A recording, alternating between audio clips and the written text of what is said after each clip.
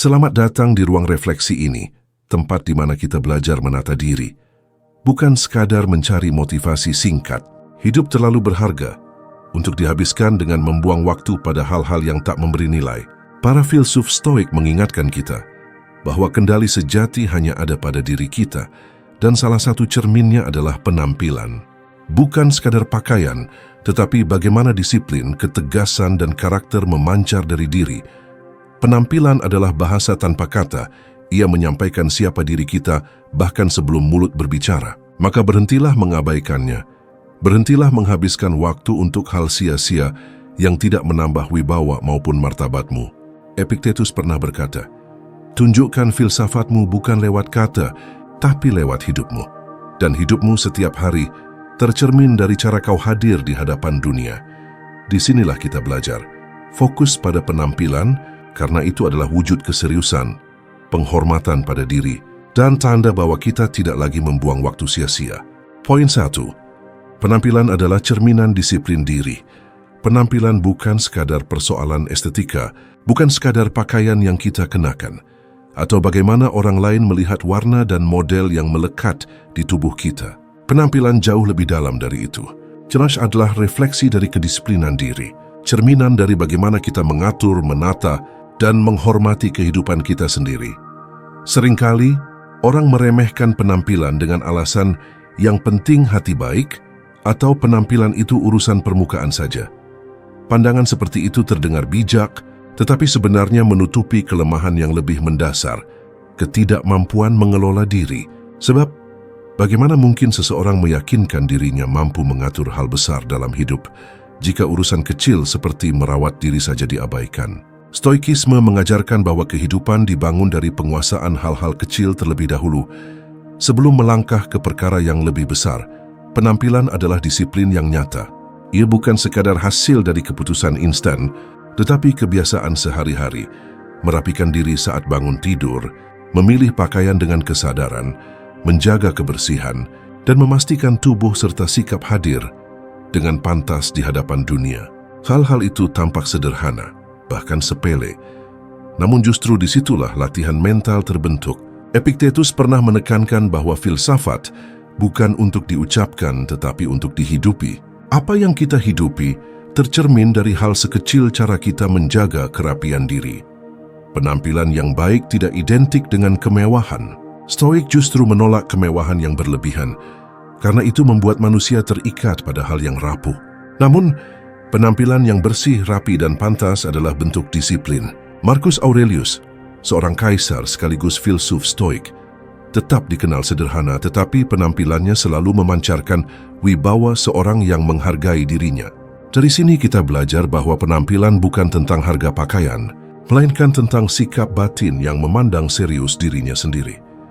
Ketika Anda hadir di suatu tempat, sebelum kata-kata keluar dari mulut Anda, orang lain sudah membuat penilaian. Anda boleh menolak kenyataan itu, tetapi tidak bisa mengubahnya. Stoikisme mengajarkan untuk menerima hal-hal yang berada di luar kendali kita. Penilaian orang lain adalah wilayah mereka, tetapi penampilan Anda adalah wilayah kendali Anda. Maka gunakan kendali itu sebaik mungkin. Tunjukkan bahwa Anda disiplin, bukan hanya lewat janji-janji kosong, tetapi lewat kehadiran yang nyata. Mengabaikan penampilan seringkali berarti membiarkan diri jatuh dalam kelalaian.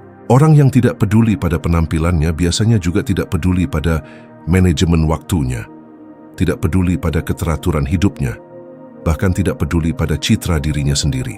Semua itu berawal dari hal sederhana, ketidakdisiplinan. Sedangkan orang yang berdisiplin dalam penampilan, biasanya juga berdisiplin dalam pekerjaannya, dalam ucapannya, dalam tindakannya.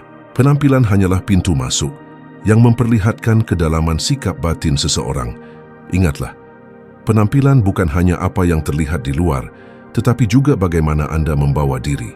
Sikap tubuh, cara berdiri, tatapan mata, hingga ketenangan saat berjalan adalah bagian dari penampilan. Semua itu lahir dari latihan pengendalian diri. Seorang Stoik tidak perlu berlebihan dalam ekspresi. Cukup hadir dengan tenang, sederhana, namun penuh wibawa. Itulah yang membuat orang lain menaruh hormat, bukan karena pakaian mahal, melainkan karena penampilan yang lahir dari disiplin. Disiplin penampilan juga berkaitan erat dengan waktu. Orang yang terbiasa menata dirinya akan terbiasa pula menghargai waktunya. Ia tidak terburu-buru, tidak kacau, karena setiap langkahnya sudah dipersiapkan. Sementara mereka yang mengabaikan penampilan seringkali membuang waktu dengan sia-sia, mencari-cari alasan, menutupi kekurangan, atau bahkan meminta orang lain memaklumi ketidaksiapannya. Padahal, kehidupan tidak memberi banyak ruang untuk alasan. Filsafat Stoik menekankan bahwa hidup adalah latihan terus-menerus. Menjaga penampilan setiap hari adalah salah satu bentuk latihan itu. Ia melatih konsistensi, kesabaran dan ketekunan. Dari luar terlihat sederhana, tetapi dari dalam ia membentuk mental baja. Maka jika Anda ingin mengukur disiplin seseorang, lihatlah penampilannya. Bukan karena penampilan segalanya, tetapi karena penampilan adalah indikator pertama dari bagaimana ia melatih dirinya.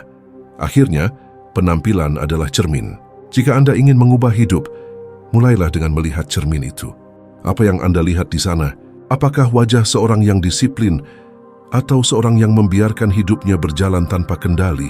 Jawabannya ada pada pilihan Anda setiap hari. Dan seperti kata Seneca, hidup itu cukup panjang jika kita tahu bagaimana menggunakannya. Maka jangan biarkan waktu terbuang sia-sia hanya karena kita menyepelekan hal kecil yang justru menentukan penampilan kita. Poin 2. Bahasa tanpa kata. Sebelum mulut kita berbicara, tubuh kita sudah lebih dulu menyampaikan pesan. Sebelum kalimat terucap, sikap kita telah menjadi bahasa. Inilah yang disebut sebagai bahasa tanpa kata, sebuah komunikasi diam yang menentukan kesan pertama seseorang terhadap kita. Banyak orang menyepelekan hal ini, seakan-akan yang penting hanyalah isi dari perkataan. Tetapi kenyataannya dunia menilai, bukan hanya dari apa yang kita ucapkan, melainkan dari bagaimana kita hadir.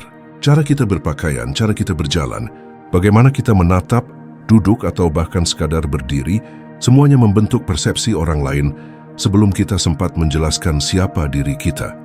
Para filsuf Stoik mengajarkan bahwa kita tidak bisa mengendalikan pikiran orang lain, tetapi kita bisa mengendalikan diri kita. Penilaian orang lain adalah wilayah eksternal, namun cara kita hadir adalah wilayah internal. Itulah mengapa bahasa tanpa kata menjadi sangat penting. Ia bukan soal mencari pujian, melainkan soal konsistensi. Apakah penampilan dan sikap kita mencerminkan keteguhan diri? Bahasa tanpa kata itu tampak jelas dalam sikap tubuh. Orang yang berdisiplin akan berdiri tegak, menatap dengan tenang, tidak tergesa-gesa, tidak gelisah. Ia tidak perlu berbicara keras untuk menegaskan dirinya. Ketenangan dan keteguhan sudah cukup menjadi tanda. Sebaliknya, orang yang lalai pada dirinya akan terlihat dari gerak-geriknya, canggung, goyah berlebihan atau justru tidak peduli sama sekali. Marcus Aurelius dalam Meditations pernah menulis bahwa kehidupan kita adalah apa yang dipikirkan jiwa kita. Pikiran itu tercermin dalam sikap tubuh. Jika pikiran tenang, tubuh pun tenang. Jika pikiran kacau, tubuh pun terguncang. Bahasa tanpa kata adalah pantulan dari apa yang terjadi di dalam batin kita. Maka sebelum ingin meyakinkan orang lain, belajarlah terlebih dahulu untuk meyakinkan diri sendiri lewat keteguhan batin. Pakaian pun merupakan bagian dari bahasa tanpa kata. Ia tidak harus mahal, tidak harus mewah, tetapi harus pantas. Stoik menolak kemewahan berlebihan, namun mereka tidak pernah menolak kerapian. Kebersihan, kesederhanaan, dan keteraturan adalah pesan yang kuat. Dari luar mungkin tampak sederhana, tetapi orang lain akan membaca bahwa Anda menghormati diri sendiri. Dan orang yang menghormati dirinya akan lebih mudah dihormati oleh orang lain. Bahasa tanpa kata juga hadir dalam kehadiran sehari-hari. Apakah Anda datang tepat waktu atau sering terlambat? Apakah Anda hadir dengan wajah yang siap bekerja atau dengan wajah yang lelah karena kelalaian? Semua itu menyampaikan pesan tanpa perlu kata-kata. Orang lain tidak perlu mendengar alasan Anda. Mereka sudah menilai dari apa yang mereka lihat. Disinilah banyak orang terjebak. Mereka berusaha keras meyakinkan lewat kata-kata, tetapi melupakan bahasa diam yang lebih kuat. Kata-kata bisa dibantah, tetapi bahasa tanpa kata hampir tidak bisa dipalsukan. Senyum yang dipaksakan mudah terbaca. Tatapan mata yang goyah mudah dikenali. Sebaliknya, ketenangan yang tulus akan memancar tanpa perlu penjelasan panjang. Bahasa tanpa kata juga berlaku dalam dunia kerja, pertemanan, bahkan cinta. Seorang pemimpin yang tenang saat menghadapi krisis memberikan rasa aman, Meski tanpa banyak bicara, seorang sahabat yang hadir tepat waktu sudah menunjukkan kesetiaan tanpa perlu janji. Seorang pasangan yang menjaga sikap sehari-hari menunjukkan cinta yang nyata, jauh lebih kuat daripada ribuan kata manis. Stoikisme menekankan bahwa tindakan lebih kuat daripada perkataan. Epictetus pernah berkata, "Jangan jelaskan filsafatmu, jalani saja." Bahasa tanpa kata adalah bentuk paling nyata dari itu. Anda tidak perlu banyak bicara untuk menunjukkan siapa diri Anda. Sikap dan penampilan sudah cukup berbicara lebih lantang. Namun, bahasa tanpa kata ini tidak bisa dibangun secara instan. Ia lahir dari kebiasaan, dari disiplin sehari-hari, dari kesadaran bahwa hidup adalah latihan. Setiap pagi, ketika Anda merapikan diri, Anda sedang membangun bahasa tanpa kata. Setiap kali Anda memilih untuk bersikap tenang alih-alih tergesa-gesa, Anda sedang menguatkan bahasa itu. Setiap kali Anda menghargai waktu dan menjaga kehadiran, Anda sedang menulis pesan diam yang akan dibaca dunia. Akhirnya, kita perlu bertanya pada diri sendiri, bahasa tanpa kata apa yang selama ini kita tunjukkan? Apakah dunia melihat disiplin, keteguhan, dan penghormatan diri? Ataukah mereka melihat kelalaian, ketidakteraturan, dan ketidakpedulian? Dunia mungkin tidak selalu adil, tetapi satu hal pasti, mereka membaca bahasa diam kita, dan tugas kita adalah memastikan bahasa itu selaras dengan siapa kita ingin menjadi. Bahasa tanpa kata adalah ujian konsistensi. Jika kata-kata adalah janji, maka penampilan dan sikap adalah buktinya. Dan dalam hidup, bukti selalu berbicara lebih lantang daripada janji. Poin 3. Kesederhanaan yang berwibawa. Kesederhanaan sering disalahpahami. Banyak orang menganggap sederhana berarti apa adanya, seadanya, bahkan asal-asalan. Padahal kesederhanaan sejati adalah pilihan yang lahir dari kesadaran, bukan dari kelalaian. Kesederhanaan adalah seni memangkas yang berlebihan, meninggalkan yang tidak perlu, dan menyisakan yang benar-benar penting. Dan dalam kesederhanaan itu, justru lahirlah wibawa. Para filsuf Stoik mengajarkan hidup dengan sederhana. Seneca dalam surat-suratnya berkali-kali menegaskan bahwa kekayaan sejati bukanlah memiliki banyak hal, tetapi merasa cukup dengan yang dimiliki. Marcus Aurelius, seorang kaisar yang bisa saja bergelimang kemewahan, justru memilih hidup sederhana, menjaga sikap, dan membatasi dirinya dari berlebihan. Dari sini kita belajar, kesederhanaan bukan kelemahan, melainkan kekuatan yang memancarkan kewibawaan. Mengapa kesederhanaan menghadirkan wibawa? Karena kesederhanaan menunjukkan penguasaan diri. Orang yang mampu menahan diri dari berlebihan adalah orang yang kuat. Orang yang bisa hidup tanpa perlu pamer adalah orang yang merdeka dari penilaian luar. Kesederhanaan menandakan bahwa ia tidak diperbudak oleh harta, mode, atau pandangan orang lain. Itulah mengapa orang sederhana yang tenang dan bersahaja seringkali lebih dihormati daripada mereka yang berlebihan dalam gaya hidup. Wibawa bukan sesuatu yang bisa dipaksakan. Ia bukan hasil dari suara keras, bukan pula dari penampilan yang berkilau dengan kemewahan. Wibawa lahir dari konsistensi, dari ketenangan, dari keaslian yang tidak dibuat-buat. Seorang yang sederhana tetapi teratur, bersih dan pantas akan jauh lebih berwibawa daripada orang yang sibuk menutupi kelemahan dirinya dengan lapisan-lapisan kemewahan. Kesederhanaan yang berwibawa juga mengajarkan kita untuk fokus pada esensi. Hidup ini penuh distraksi, penuh dengan tawaran untuk membeli, mengikuti tren, dan membuktikan diri dengan hal-hal di luar diri. Namun Stoikisme mengingatkan nilai sejati ada di dalam. Orang yang sederhana memilih untuk memangkas kebisingan itu. Ia hanya menjaga hal-hal yang penting, kebersihan, kerapian, sikap hormat, dan integritas. Inilah yang membuatnya memancarkan keteguhan. Kita bisa melihat contoh dalam kehidupan sehari-hari. Seorang pemimpin yang sederhana, yang tidak berlebihan dalam berpakaian, namun selalu rapi dan tegas dalam sikap, lebih mudah dihormati daripada pemimpin yang bergelimang simbol-simbol kemewahan. Seorang guru yang sederhana, tetapi penuh wibawa saat berbicara, akan lebih diingat muridnya daripada guru yang sibuk mencari pengakuan lewat penampilan mencolok. Kesederhanaan yang berwibawa bukan tentang apa yang menempel di luar, melainkan tentang apa yang memancar dari dalam.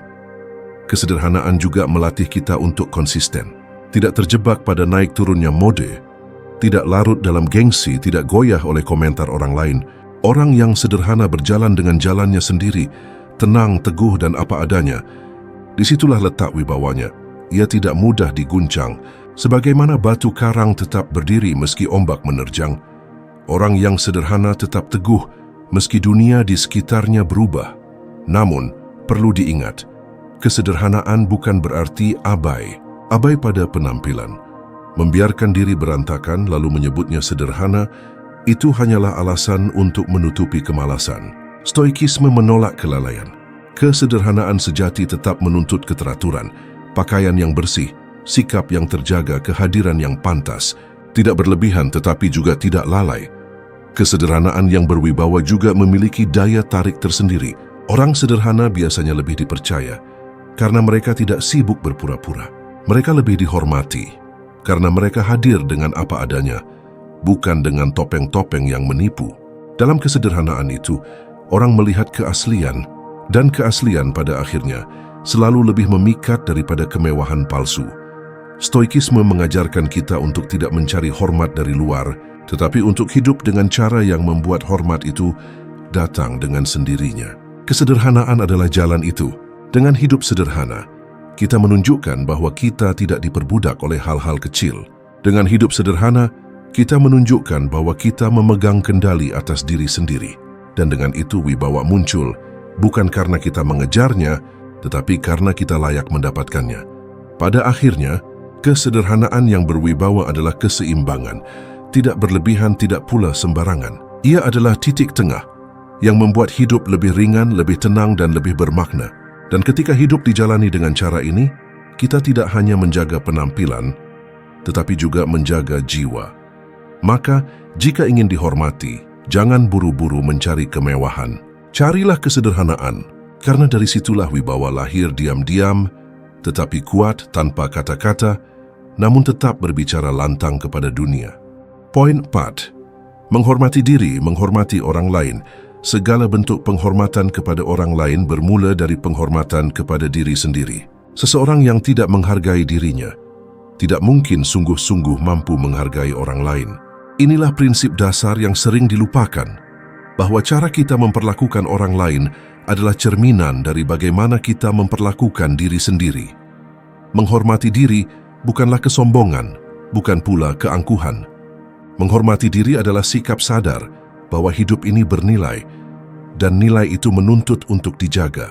Ketika Anda merawat penampilan, menjaga sikap, menepati janji dan melatih disiplin, itu bukan sekadar untuk terlihat baik di mata orang lain, melainkan sebagai bentuk penghargaan pada kehidupan yang Anda jalani. Marcus Aurelius mengingatkan, hargailah diri Anda dengan berpikir mulia, karena hidup ini singkat. Ketika seseorang menghormati dirinya, ia tidak membiarkan dirinya jatuh dalam kebiasaan buruk. Ia tidak mengumbar kata-kata sembarangan, tidak meremehkan waktu, tidak melukai tubuh atau pikirannya dengan hal-hal yang merusak. Dia tahu bahwa tubuh ini adalah alat, pikiran ini adalah anugerah, dan hidup ini adalah kesempatan. Dengan kesadaran itu, setiap tindakan kecil pun menjadi cerminan penghormatan terhadap diri sendiri. Namun, penghormatan diri tidak boleh berhenti di dalam. Ia harus memancar keluar, menjadi penghormatan terhadap orang lain. Orang yang menghormati dirinya akan datang tepat waktu, karena ia sadar bahwa menghormati orang lain berarti tidak mencuri waktu mereka. Orang yang menghormati dirinya akan menjaga ucapannya, karena ia tahu bahwa setiap kata yang ia keluarkan tidak hanya mencerminkan dirinya, tetapi juga memengaruhi hati orang lain. Orang yang menghormati dirinya akan menjaga sikap tubuh, menjaga penampilan, karena ia paham bahwa cara ia hadir adalah bentuk penghormatan terhadap ruang dan orang-orang yang ia temui. Epictetus pernah menegaskan, jangan pernah menganggap dirimu kecil, karena dengan itu engkau juga akan memperkecil dunia. Artinya, ketika kita tidak menghormati diri sendiri, kita sebenarnya juga merendahkan orang lain, karena kita menghadirkan diri dengan sikap yang tidak layak. Sebaliknya, ketika kita hadir dengan sikap yang terhormat, orang lain akan merasakan dampak positifnya. Penghormatan itu menular, membentuk suasana, bahkan menginspirasi orang lain untuk bersikap serupa. Bayangkan sebuah pertemuan. Ada dua orang yang datang. Yang satu masuk dengan sikap seadanya, penampilan berantakan, wajah tanpa persiapan. Yang lain masuk dengan sikap tenang, rapi dan jelas menghormati dirinya. Tanpa kata-kata pun, orang lain akan merasakan perbedaan. Yang pertama mungkin dianggap remeh, yang kedua akan lebih mudah dipercaya. Mengapa? Karena menghormati diri sendiri adalah tanda kesiapan untuk menghormati orang lain. Menghormati diri juga berarti menjaga integritas. Tidak menipu, tidak berpura-pura, tidak menggunakan topeng untuk menutupi kelemahan. Orang yang menghormati dirinya berani jujur, berani mengakui kesalahan dan berani belajar. Dalam kejujuran itulah lahir penghormatan sejati terhadap orang lain, karena tidak ada yang lebih menghina orang lain selain sikap berpura-pura dan kepalsuan. Penghormatan diri melahirkan ketenangan batin. Orang yang tenang dengan dirinya tidak sibuk mencari pengakuan. Ia tidak perlu berteriak untuk dihormati, karena sikapnya sudah cukup menjelaskan siapa dirinya. Inilah yang membuatnya mampu menghormati orang lain dengan tulus, tanpa rasa takut diremehkan. Stoikisme mengajarkan bahwa kita tidak bisa mengendalikan bagaimana orang lain memperlakukan kita, tetapi kita bisa mengendalikan bagaimana kita memperlakukan diri sendiri. Dan dari kendali itulah, kita belajar untuk memperlakukan orang lain dengan wajar dan pantas. Menghormati diri pada akhirnya bukan hanya soal penampilan luar, melainkan juga soal nilai. Ketika Anda berkata pada diri sendiri, "Aku layak untuk hidup teratur, layak untuk menjaga diri, layak untuk berpikir mulia," maka Anda sedang meletakkan dasar penghormatan diri. Dan dasar itu akan membuat Anda lebih mudah menghargai orang lain.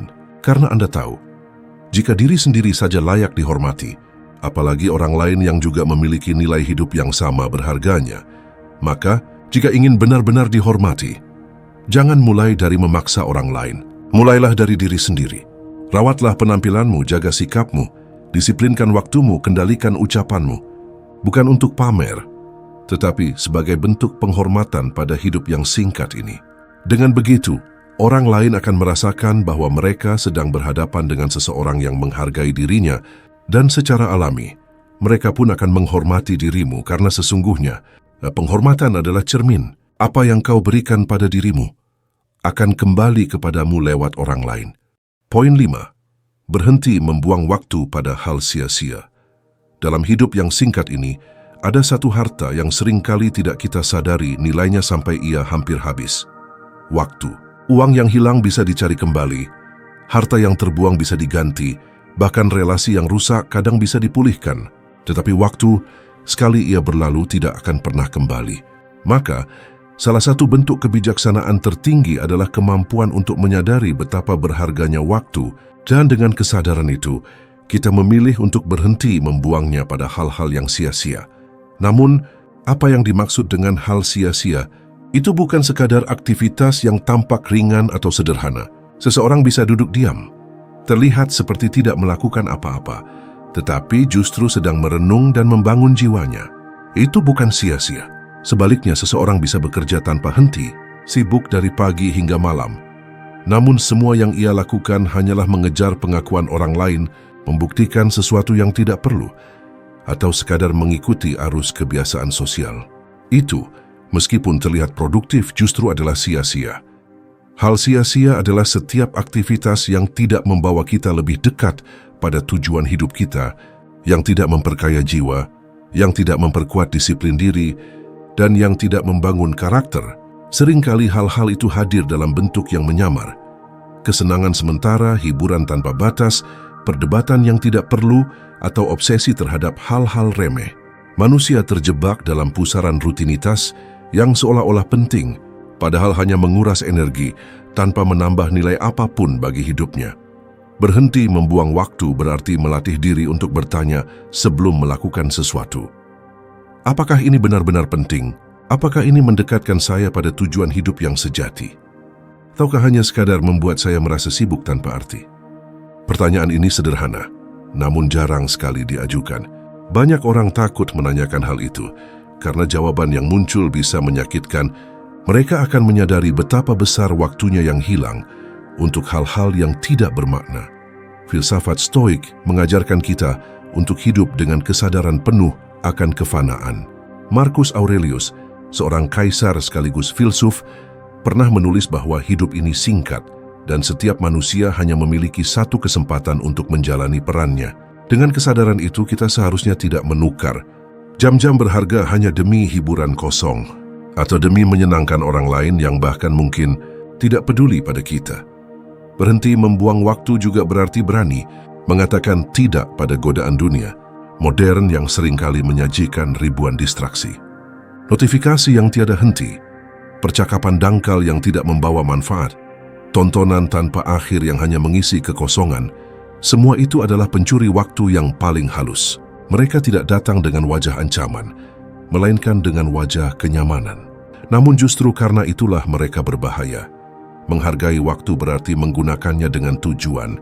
Bukan berarti kita harus sibuk tanpa henti, tetapi setiap aktivitas, bahkan yang sederhana sekalipun, harus punya makna. Istirahat yang benar adalah untuk menyegarkan tubuh dan pikiran. Percakapan yang sehat adalah untuk memperkuat hubungan dan memperluas wawasan. Bekerja adalah untuk memberi kontribusi nyata, bukan sekadar mengejar status. Bahkan diam, jika diisi dengan perenungan, bisa menjadi investasi jiwa yang tak ternilai. Kita perlu memahami bahwa setiap detik yang dihabiskan adalah pertukaran dengan sesuatu. Jika kita menukar 1 jam untuk hiburan kosong, maka kita kehilangan 1 jam yang bisa dipakai untuk belajar, berbuat baik, memperkuat diri, atau mendekatkan diri pada nilai yang lebih tinggi. Hidup pada akhirnya adalah serangkaian pertukaran, dan orang bijak akan berhati-hati memilih dengan apa ia menukar waktunya. Maka, berhenti membuang waktu pada hal-hal sia-sia bukan hanya soal disiplin, tetapi juga soal penghormatan terhadap kehidupan itu sendiri. Hidup terlalu singkat untuk dipakai menuruti ego, mengejar pengakuan kosong, atau terjebak dalam kebisingan yang tidak membangun. Setiap hari yang kita jalani adalah kesempatan untuk menjadi lebih teguh, lebih bijaksana, lebih bermanfaat. Dan kesempatan itu hanya bisa kita raih jika kita berani melepaskan hal-hal yang tidak berarti serta mengarahkan seluruh perhatian pada hal-hal yang benar-benar bernilai. Dengan demikian, berhenti membuang waktu adalah tindakan keberanian. Keberanian untuk memilih jalan yang lebih sulit, jalan kesadaran, jalan disiplin, jalan yang menolak distraksi. Dan hanya dengan keberanian itu, kita bisa memastikan bahwa hidup yang singkat ini tidak terbuang sia-sia, melainkan diisi dengan makna, keteguhan, dan kebijaksanaan. Poin 6. Penampilan membentuk persepsi awal. Kita hidup di dunia di mana pertemuan pertama seringkali menentukan arah interaksi selanjutnya. Manusia sadar atau tidak menilai dalam hitungan detik. Sebelum kata-kata diucapkan, sebelum pikiran dituangkan, penampilan sudah lebih dulu berbicara.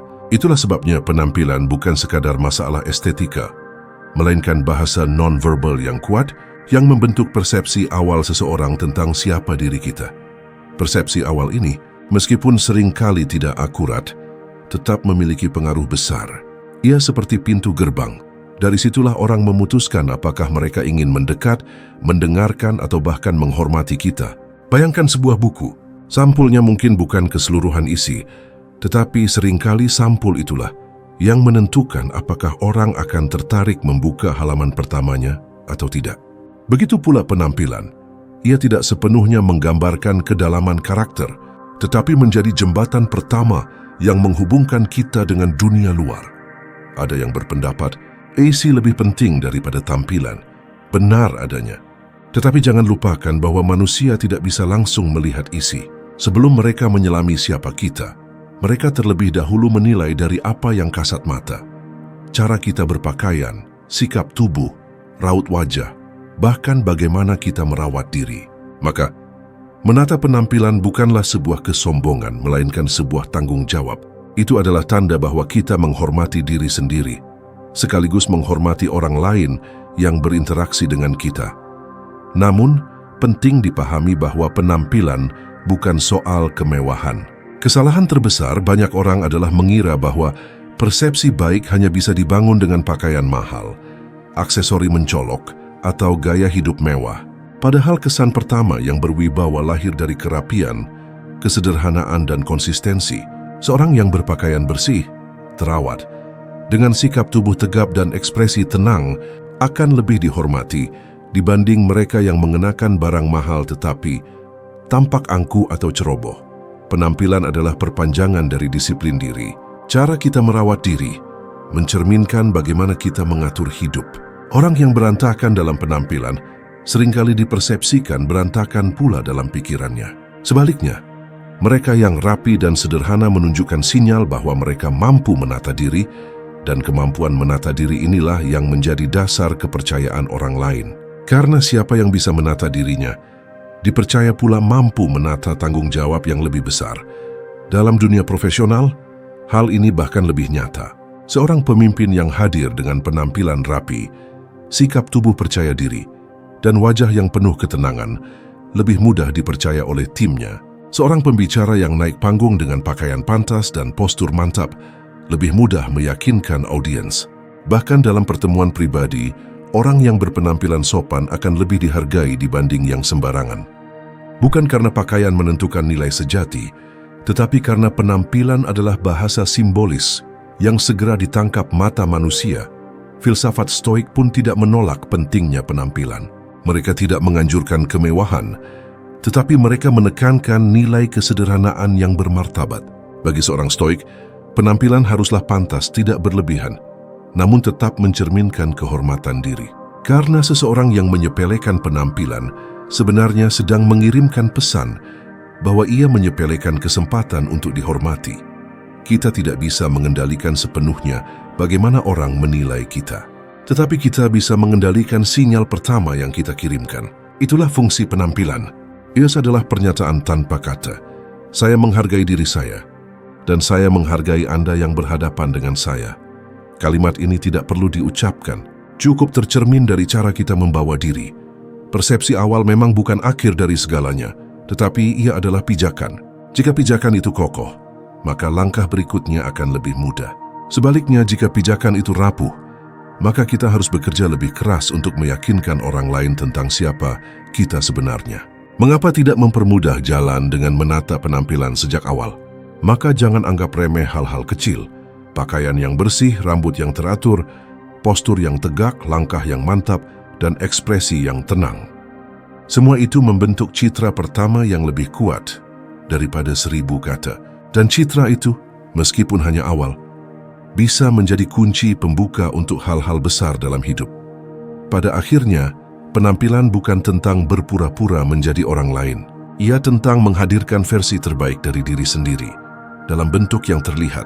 Ketika penampilan kita sejalan dengan disiplin batin, maka persepsi awal yang tercipta bukan sekadar citra kosong, melainkan refleksi nyata dari keteguhan jiwa. Poin 7. Kebiasaan kecil melatih keteguhan. Dalam hidup, orang sering terjebak dalam keyakinan bahwa perubahan besar hanya bisa lahir dari langkah besar. Mereka menunggu momen besar, kesempatan luar biasa, atau inspirasi yang menggelegar. Padahal kebesaran justru dibangun dari hal-hal kecil yang dilakukan berulang dengan kesadaran penuh dan disiplin yang konsisten. Inilah yang sering dilupakan. Keteguhan bukanlah hadiah instan, melainkan hasil akumulasi kebiasaan kecil yang tampak sepele, tetapi terus-menerus dijaga. Stoikisme, dengan kebijaksanaan sederhananya, menekankan pentingnya latihan harian. Mereka percaya bahwa jiwa manusia ditempa bukan oleh peristiwa besar semata, melainkan oleh pilihan-pilihan kecil sehari-hari. Marcus Aurelius menulis dalam Meditations bahwa setiap hari kita diberikan kesempatan untuk memilih. Apakah kita akan hidup sesuai dengan nilai atau membiarkan diri hanyut dalam kelemahan? Dan pilihan-pilihan kecil itulah yang membentuk siapa kita. Kebiasaan kecil, seperti merapikan tempat tidur setiap pagi, berpakaian dengan rapi, berbicara dengan tenang, atau menepati jadwal sederhana, adalah latihan-latihan yang tampak ringan. Namun di balik kesederhanaannya, ia melatih keteguhan hati. Sebab keteguhan tidak datang dari kekuatan sesaat, tetapi dari ketekunan yang berulang. Orang yang terbiasa mengendalikan hal-hal kecil dalam hidupnya akan lebih siap menghadapi badai besar ketika tiba waktunya. Bayangkan seorang prajurit, ia tidak tiba-tiba menjadi tangguh hanya karena sekali bertarung. Ia dilatih dengan disiplin harian. Bangun pagi, berbaris, mengasah pedang, mengendalikan tubuh, dan mengatur napas. Semua rutinitas kecil itu menyiapkan dirinya untuk pertempuran besar. Demikian pula dengan hidup kita. Kebiasaan kecil adalah latihan tempur jiwa. Ia menguatkan kita sebelum tantangan besar benar-benar datang, Seringkali kita meremehkan kekuatan dari konsistensi sederhana. Kita berpikir, apa gunanya bangun tepat waktu jika tidak ada agenda penting? Apa artinya berbicara dengan sopan jika orang lain tidak peduli? Apa bedanya menjaga kerapian jika hanya kita yang melihat? Tetapi justru disitulah nilai sesungguhnya. Kebiasaan kecil adalah janji kita pada diri sendiri. Ia bukan tentang apa yang dilihat orang, melainkan tentang siapa kita sedang menjadi. Epictetus mengingatkan, tidak ada hal besar yang datang secara tiba-tiba. Seperti buah, ia membutuhkan waktu untuk matang. Begitu pula dengan keteguhan. Ia tumbuh dari kebiasaan-kebiasaan kecil yang kita ulangi setiap hari. Tanpa lelah, tanpa alasan, tanpa menunggu sorakan atau tepuk tangan orang lain. Cobalah perhatikan. Orang yang terbiasa melatih diri dalam hal kecil akan lebih teguh menghadapi godaan besar. Mereka yang terbiasa menolak kemalasan kecil akan lebih kuat menolak kelemahan besar. Mereka yang terbiasa jujur dalam hal-hal sederhana akan lebih teguh menjaga integritas dalam situasi genting. Sebaliknya, mereka yang longgar dalam kebiasaan kecil seringkali mudah tergelincir dalam ujian besar. Kebiasaan kecil ibarat tetesan air yang terus-menerus membentuk batu. Tidak terlihat dalam sehari, tidak tampak dalam seminggu. Tetapi dalam hitungan tahun ia mampu mengubah bentuk yang keras menjadi lembut, yang kaku menjadi lentur. Begitulah jiwa manusia ditempa oleh kebiasaan. Ia tidak berubah dengan satu momen inspirasi, melainkan dengan ribuan tindakan kecil yang dilakukan dengan ketekunan. Keteguhan bukan sekadar kemampuan bertahan dalam kesulitan, tetapi juga keberanian untuk tetap konsisten dalam rutinitas yang membosankan. Banyak orang sanggup menghadapi ujian besar sekali waktu, tetapi tidak sanggup menjaga disiplin kecil setiap hari. Padahal, justru disiplin kecil itulah yang melatih kesabaran, membangun kekuatan batin, dan mencetak keteguhan sejati. Kita bisa mulai dari hal yang sederhana, menahan diri untuk tidak berkata kasar, menjaga jadwal tidur, menepati janji kecil, membaca beberapa halaman buku setiap hari, atau menyisihkan waktu untuk refleksi singkat. Tindakan-tindakan ini tampak kecil, bahkan remeh. Namun jika dijaga dengan konsistensi, ia membangun fondasi kokoh dalam diri kita. Ketika badai besar hidup dating, kehilangan, kegagalan, pengkhianatan, atau ujian yang mengguncang, mereka yang terbiasa dengan kebiasaan kecil akan lebih teguh. Karena dalam diri mereka, keteguhan sudah terbangun, bukan sebagai reaksi sesaat, melainkan sebagai identitas. Mereka tidak lagi berpura-pura kuat, melainkan benar-benar kuat, karena jiwa mereka telah ditempa oleh latihan-latihan sederhana yang setia mereka lakukan. Maka, jangan remehkan kebiasaan kecil. Ia adalah sekolah keteguhan. Ia adalah bukti bahwa kita tidak sedang membuang waktu, melainkan sedang membangun diri. Dan ketika kita terus melatihnya, hari demi hari, kita akan sampai pada titik di mana keteguhan bukan lagi sesuatu yang kita cari, tetapi sesuatu yang sudah menjadi bagian dari siapa diri kita. Poin 8. Penampilan sebagai tindakan, bukan sekadar pikiran. Kita sering mendengar orang berkata yang penting itu hati, bukan tampilan luar. Pernyataan ini seakan menegaskan bahwa pikiran, niat dan perasaan jauh lebih berarti dibandingkan penampilan. Namun jika kita menelusuri lebih dalam, kalimat itu bisa menjadi jebakan yang membuat kita abai pada kenyataan. Dunia tidak membaca isi hati kita secara langsung. Dunia menilai dari tindakan yang kasat mata. Dan penampilan adalah tindakan paling sederhana, sebuah perwujudan konkret dari bagaimana kita menata diri. Stoikisme selalu menekankan bahwa filsafat sejati bukanlah permainan kata, melainkan praktik hidup. Epictetus pernah menegaskan, "Jangan katakan padaku engkau seorang filsuf, tunjukkan lewat hidupmu." Kalimat ini dapat kita tarik ke dalam konteks penampilan. Karena penampilan bukan sekadar ide dalam kepala, melainkan bukti nyata bahwa kita sungguh menghayati nilai disiplin, ketertiban, dan penghormatan pada diri. Pikiran tanpa tindakan hanyalah potensi yang tidak terwujud, sementara tindakan, sekecil apapun, menjadikannya nyata. Mari kita lihat lebih dekat. Berpakaian dengan rapi, menjaga kebersihan tubuh, menata rambut, berdiri dengan postur yang tegak, berbicara dengan wajah tenang, semua itu bukan sekadar detail luar. Ia adalah tindakan yang menuntut kesadaran, disiplin, dan komitmen. Setiap pagi ketika kita memilih untuk merawat diri, Kita sesungguhnya sedang mengatakan pada dunia, aku hadir dengan kesadaran penuh. Aku tidak meremehkan momen ini. Aku menghargai diriku, dan aku menghargai kehadiranmu.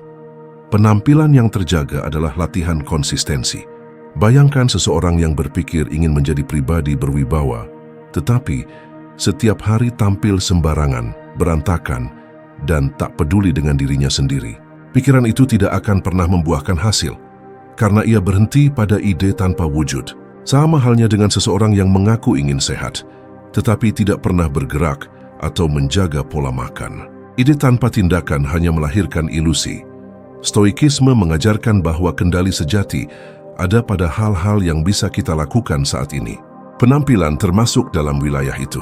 Kita tidak bisa mengontrol penilaian orang lain sepenuhnya, tetapi kita bisa mengontrol bagaimana kita hadir di hadapan mereka. Maka penampilan adalah ekspresi konkret dari prinsip Stoik. Fokus pada apa yang ada dalam kendali kita. Seringkali, ada yang menganggap penampilan itu remeh, seolah-olah perhatian pada hal luar hanya membuang waktu. Tetapi mari kita renungkan, bukankah penampilan adalah latihan sederhana untuk menunjukkan kesungguhan? Menata diri bukan berarti terjebak pada kesombongan, melainkan menegaskan pada diri bahwa kita menghormati kesempatan untuk hidup dengan baik. Sama seperti seorang prajurit yang menyiapkan perisainya sebelum bertempur, bukan karena ia sibuk dengan hal sepele, tetapi karena ia paham betapa pentingnya kesiapan lahir untuk menopang kesiapan batin. Ada perbedaan besar antara memikirkan nilai dan menjalani nilai. Memikirkan nilai hanya berhenti pada wacana, sedangkan menjalani nilai tampak dalam kebiasaan sehari-hari. Penampilan adalah salah satu ujian kecil dari hal itu. Apakah kita hanya ingin dikenal sebagai orang yang bijaksana melalui kata-kata, ataukah kita sungguh berusaha menata diri agar kebijaksanaan itu terpancar dari tindakan kita? Bahkan dalam kehidupan profesional, hal ini tampak jelas. Seorang pemimpin yang hadir dengan penampilan rapi tidak perlu banyak berbicara untuk dihormati. Seorang karyawan yang datang dengan disiplin, berpakaian pantas dan menjaga sikap, menunjukkan tanggung jawab lebih besar dibanding mereka yang hanya pandai berjanji. Di sini kita melihat, penampilan bukan sekadar lapisan luar, melainkan wujud dari kualitas batin yang sudah dikerjakan. Namun penting ditekankan, penampilan sebagai tindakan bukan berarti hidup dalam kepalsuan. Kita tidak sedang membangun topeng untuk menipu orang lain. Sebaliknya, kita sedang mengharmonikan apa yang ada di dalam dengan apa yang tampak di luar. Jika pikiran kita dipenuhi dengan kedisiplinan, maka penampilan kita pun akan teratur. Jika batin kita teguh, maka sikap tubuh kita akan mantap. Penampilan sejati bukanlah sandiwara, melainkan refleksi nyata dari jiwa yang terlatih. Di dunia yang serba cepat ini, orang seringkali tidak punya waktu untuk memahami kedalaman pikiran kita. Mereka menilai dari apa yang terlihat. Maka jadikanlah penampilan sebagai tindakan yang berbicara lebih lantang daripada kata-kata. Bukan untuk mencari pengakuan, melainkan untuk menyampaikan bahwa kita hidup dengan kesadaran, bahwa kita memilih untuk hadir dengan penuh kehormatan. Penampilan adalah langkah pertama yang bisa kita lakukan setiap hari untuk menunjukkan bahwa filsafat bukan sekadar bacaan, melainkan kehidupan. Dan ketika kita menjadikannya kebiasaan, kita tidak lagi sekadar berpikir ingin menjadi pribadi yang teguh, melainkan sungguh-sungguh menjalani keteguhan itu dalam setiap detail kehadiran kita. Poin 9. Mengurangi distraksi, menambah fokus. Dalam kehidupan modern kita dikelilingi oleh ribuan suara, cahaya, dan godaan yang berlomba merebut perhatian. Notifikasi di ponsel, arus media sosial, tuntutan pekerjaan, dan bahkan kekhawatiran dalam pikiran kita sendiri menjadi distraksi yang terus mengikis energi. Kita sering merasa sibuk, tetapi sesungguhnya banyak dari kesibukan itu hanyalah gangguan yang menjauhkan kita dari hal-hal yang benar-benar penting. Distraksi adalah pencuri paling halus. Ia tidak merampok secara tiba-tiba, melainkan menyedot waktu dan ketenangan sedikit demi sedikit hingga kita kehilangan arah. Stoikisme mengingatkan kita bahwa hidup ini singkat dan waktu adalah harta paling berharga. Seneca, dalam On the Shortness of Life, menulis bahwa bukan hidup kita yang terlalu singkat, melainkan kita yang menyia-nyiakannya. Distraksi membuat kita larut dalam hal-hal kecil, sehingga yang besar dan bermakna terlupakan. Kita sibuk mengikuti dunia, tetapi lupa menata diri. Kita sibuk melihat keluar tetapi lupa menoleh ke dalam. Mengurangi distraksi bukan berarti menjauh sepenuhnya dari dunia. Bukan berarti kita harus menutup mata terhadap perkembangan zaman. Namun ia menuntut keberanian untuk memilih mana yang penting, mana yang sia-sia. Filsuf Stoik selalu menekankan perbedaan antara hal yang berada dalam kendali kita dan hal yang tidak. Distraksi seringkali muncul dari hal-hal yang sebenarnya tidak berada dalam kendali kita. Opini orang lain, kabar yang tak jelas manfaatnya, hiburan yang tak pernah habis. Dan ketika kita menaruh perhatian berlebihan pada semua itu, kita mengabaikan hal yang seharusnya kita latih. Pikiran, tindakan, dan nilai-nilai pribadi. Fokus adalah kebalikan dari distraksi. Ia seperti cahaya yang terkonsentrasi, mampu menembus gelap dan menyalakan api. Ketika kita belajar mengurangi distraksi, kita sedang melatih diri untuk menajamkan fokus pada hal yang benar-benar penting. Mengembangkan diri, menjaga kedisiplinan, memperbaiki karakter, serta menunaikan tanggung jawab. Penampilan yang terjaga, misalnya, adalah bentuk nyata dari fokus ini. Orang yang sadar pada penampilan tidak mudah teralihkan oleh godaan untuk hidup sembarangan. Ia tahu bahwa penampilan adalah sinyal dari wibawa dan keseriusan, maka ia menolak distraksi berupa kemalasan, ketidakpedulian, atau kebiasaan sembrono. Coba kita renungkan, berapa banyak waktu terbuang hanya untuk hal-hal yang tidak menambah nilai hidup, berjam-jam menggeser layar tanpa arah, percakapan kosong yang tidak meninggalkan makna, kekhawatiran akan hal-hal yang mungkin tak pernah terjadi. Semua itu hanyalah bentuk lain dari distraksi. Dan di balik distraksi, selalu ada harga yang kita bayar. Harga berupa kehilangan fokus, kehilangan ketenangan, bahkan kehilangan kesempatan untuk menjadi pribadi yang lebih baik. Mengurangi distraksi adalah latihan pengendalian diri. Ia melatih kita untuk berkata tidak pada hal-hal yang memikat sesaat, namun tidak berarti dalam jangka panjang. Sama seperti seorang atlet yang menolak makanan atau kebiasaan tertentu demi menjaga performa, kita pun harus berani menolak distraksi untuk menjaga kejernihan pikiran. Mengurangi distraksi berarti berani memilih keheningan daripada kebisingan, kesederhanaan daripada kerumitan, kualitas daripada kuantitas. Dan hasilnya, fokus. Fokus yang tajam membuat kita mampu menyelesaikan hal-hal penting dengan kualitas terbaik. Fokus membuat kita tidak lagi sibuk, melainkan efektif. Fokus membuat kita menyadari bahwa hidup bukan tentang seberapa banyak yang kita kejar, tetapi seberapa dalam kita menghayati apa yang benar-benar bernilai. Dalam hal ini, penampilan sederhana namun berwibawa adalah simbol nyata dari fokus. Ia menunjukkan bahwa kita tidak membiarkan diri larut dalam distraksi gaya hidup berlebihan, tetapi memilih hadir dengan kesadaran dan keseriusan. Stoikisme menuntun kita untuk melihat distraksi apa adanya, sebagai hal-hal di luar kendali kita yang seringkali hanya memikat emosi tanpa memberi nilai. Dengan menyingkirkannya, kita membebaskan ruang bagi hal-hal yang benar-benar penting. Dan fokus itu sekali terbangun akan menjadi kekuatan yang membimbing kita melalui kebisingan dunia. Pada akhirnya, mengurangi distraksi bukan berarti hidup membosankan. Sebaliknya, ia membuka jalan menuju hidup yang lebih jernih, lebih tenang dan lebih bermakna. Distraksi memecah perhatian kita ke 1000 arah, tetapi fokus mengarahkan kita pada satu titik.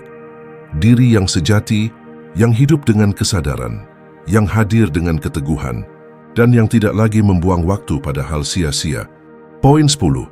Waktu adalah sumber daya tak terganti.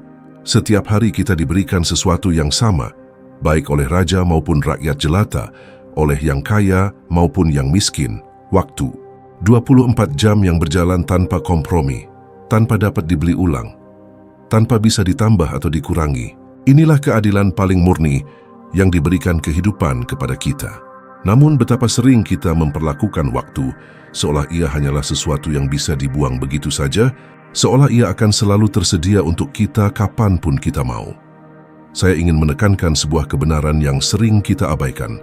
Waktu adalah sumber daya yang paling berharga karena ia tak tergantikan. Uang bisa dicari kembali, reputasi bisa dipulihkan, bahkan kesehatan dalam batas tertentu dapat diperbaiki. Tetapi waktu yang hilang tak akan pernah kembali. 1 menit yang terlewatkan adalah 1 menit yang tak akan pernah bisa dibeli kembali dengan segala kekayaan di dunia ini. Marcus Aurelius pernah menulis, "Janganlah bertindak seolah engkau akan hidup 10.000 tahun. Kematian membayangi, sementara engkau hidup, sementara mungkin, jadilah baik." Kata-kata ini bukan sekadar nasihat untuk hidup produktif, tetapi juga peringatan agar kita sadar. Waktu berjalan dengan cepat dan kita tidak bisa menunda kebaikan atau tindakan penting hanya karena kita merasa masih ada hari esok.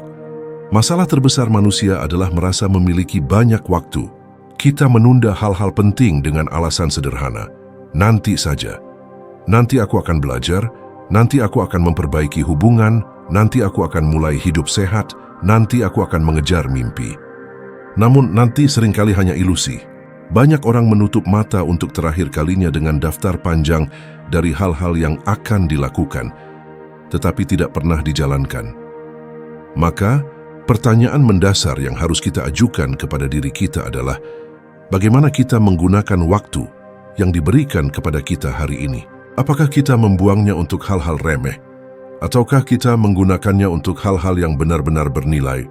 Menghargai waktu tidak berarti kita harus selalu sibuk, selalu berlari tanpa henti. Tidak. Menghargai waktu berarti kita sadar bahwa setiap jam yang berlalu adalah kesempatan.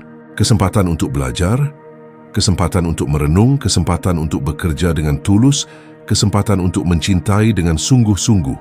Bahkan waktu untuk beristirahat pun memiliki nilainya jika dilakukan dengan kesadaran bahwa kita sedang memulihkan tenaga untuk terus melangkah.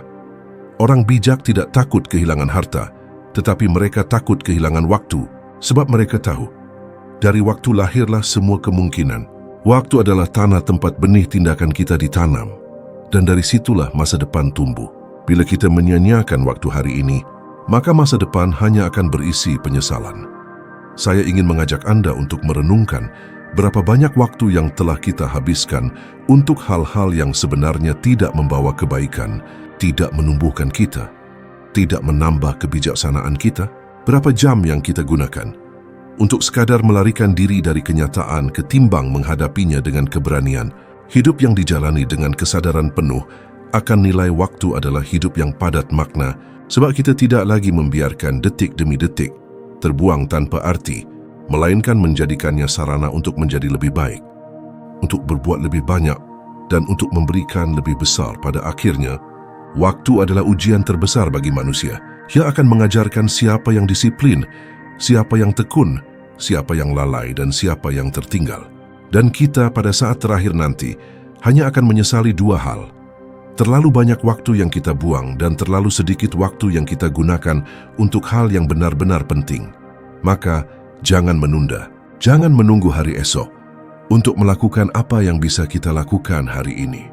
Gunakan waktu dengan kebijaksanaan, karena ia adalah harta paling mahal yang telah diberikan kehidupan kepada kita, dan ia tak akan pernah kembali. Setiap gagasan yang telah kita bahas bukanlah sekadar kata-kata, melainkan undangan untuk hidup lebih sadar, lebih teguh, dan lebih bijaksana.